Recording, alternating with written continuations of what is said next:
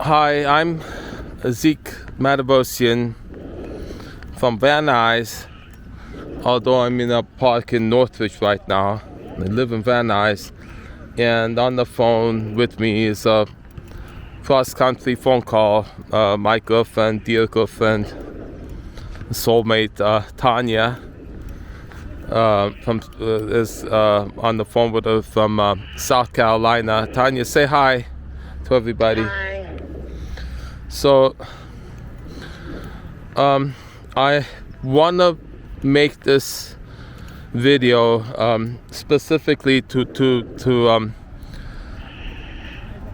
express my gratitude to Sergeant Given, the LAPD of the West Valley Police Station. I want you to know, Sergeant Given, I respect and honor you particularly, and all the police officers, particularly of the West Valley, the police department. I honor and respect all the first responders. I know what did you put your lives on the line for us. I know of people like first responder who will give a mouth to mouth to a homeless person that's vomited, and then they know they might get even vomit in the mouth. I know the sacrifices. I honor and respect all the people who've given their lives, on or off the line of duty to save us, to protect us. And I want you to know, in no way am I ever expressing any disrespect to the police officers or to you. I honor and respect the work that you do to protect us. The anger and the frustration that I expressed because of what I've been through is not directed at you, the individuals. There's the policies there, the training is there that I feel is corrupted. It's not, there's nothing about what I'm saying that is to blame or to accuse or to disrespect. I'm always saying that, and I mean that from the bottom of my heart, sincerely. It may come across that way because of the frustration, because there's been nobody else helping in all of the agencies we went to get help. And I've documented everything that's gone on. And that the only people we relied on for help had these policies and had these trainings that blocked the getting of help and instead aided. It was used as an accessory because the method was to triangulate using the cops to frustrate. She herself says that, that by staying there, by doing these atrocious things that drove Toddy to get on the bus and go all the way across country, and this horrendous journey to South Carolina to get away because we couldn't find safe shelter here. And how horrible our experience was because of the danger that was imposed on us, so that we would do something out of frustration that could be used as a tool to blackmail or to sue or to get us arrested. This is the scamming method. It was using the laws, the tenant protection law, so we couldn't get rid of the occupant, was used, especially enforced with the COVID.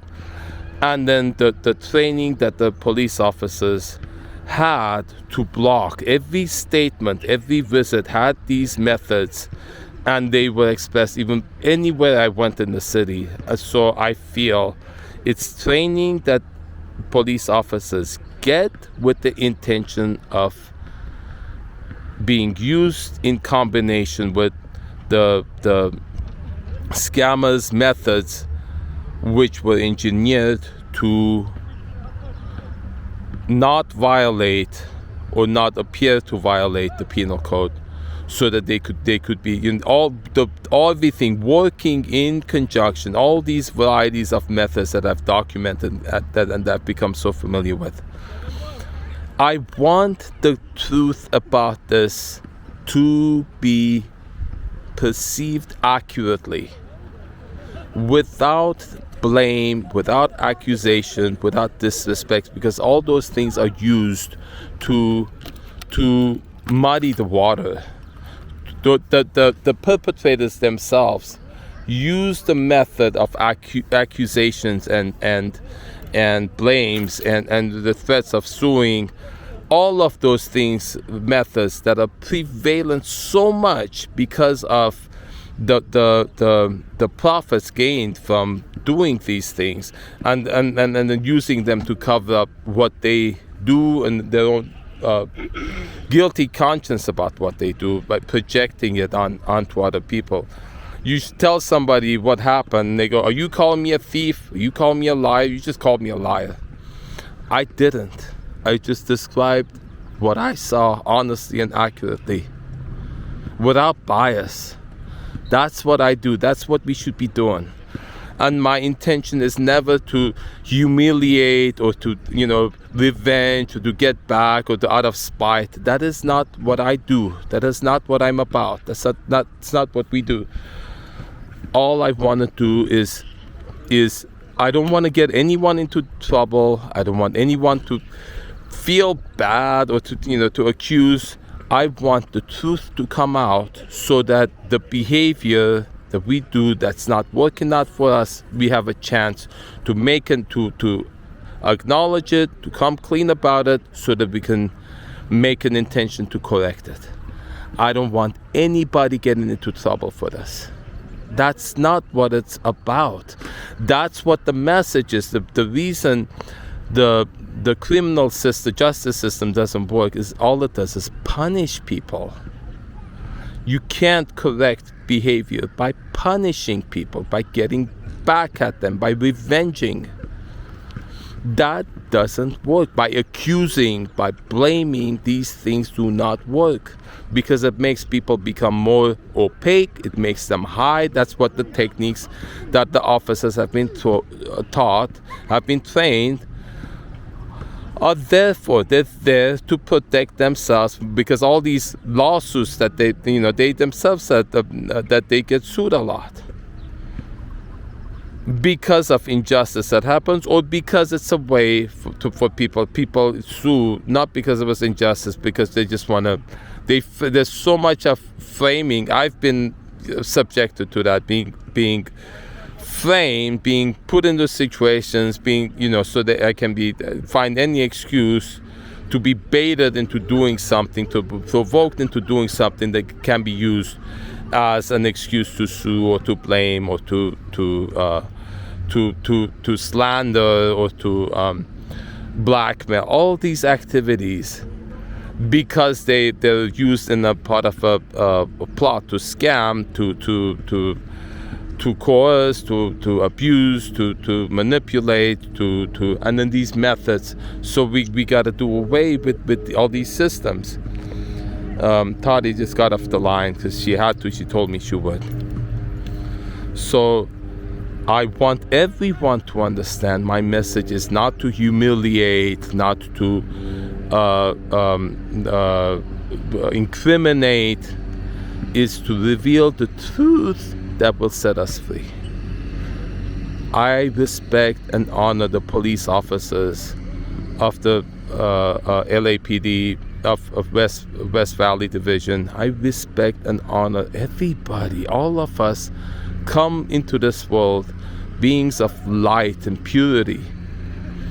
We go through stuff that's painful. We react to it in ways that then makes it bad for each other. We cry for help by doing behavior that's not good. We feel if we're scared, we may do something that then we feel we need to do to protect, and then that makes it even worse. I see this. Or we feel like we're taking it out on people, the pain we're feeling, and then the combinations of these reasons why people, and then out of greed, people do stuff because they feel they don't have other choices, or maybe it just feels good to do it for some people. So we need to look at these things, be transparent about it. Police need to learn to look at a situation, to address it clearly. And yes, it does make you vulnerable to allow communication that exposes the truth. Being transparent, being open. And then we need an opportunity to do that by putting in laws and training that prevent frivolous lawsuits, the threat of frivolous lawsuits, blackmail, slandering, false accusations, all of these scamming methods, gaslighting needs to be recognized. You see that when somebody, you're in a situation, you're reporting this doesn't look right, just because it's not in the penal code doesn't mean you don't see it. You got to be open. A judge, when I tell her what's going on, should be open to hearing what's going on. You got to know what's going on, because if you're not going to see it because it's not in the penal code, and then an atrocity happens, and then you say, well, there's not a crime because it's not in the penal code, when you know it's not good. It's provoking a response so you can use it, hurting somebody intentionally so you can profit from it. And you're saying it's not a crime because it's not in the penal code. Come on. Wake up, America. Wake up to what's going on. And so much of that, how detrimental the effects of this kind of policies, laws, and training has on our society. Why we put masks on, tell each other to stay 6 feet away. It's not just because of a virus. We need to learn to trust each other again, greet each other, and not be scared we're going to be sued or scammed. Can you imagine the world without lawyers, without scams, without arranged relationships, without prostitutes, sex workers? We all are fulfilled and loved and sincere. We talk to each other just because we want to talk to each other, not because we want each other's money, not because we want to rip somebody off, or we want to have somebody join a church or a pyramid scheme or a cult, or all these corruptions of our behavior that's so prevalent.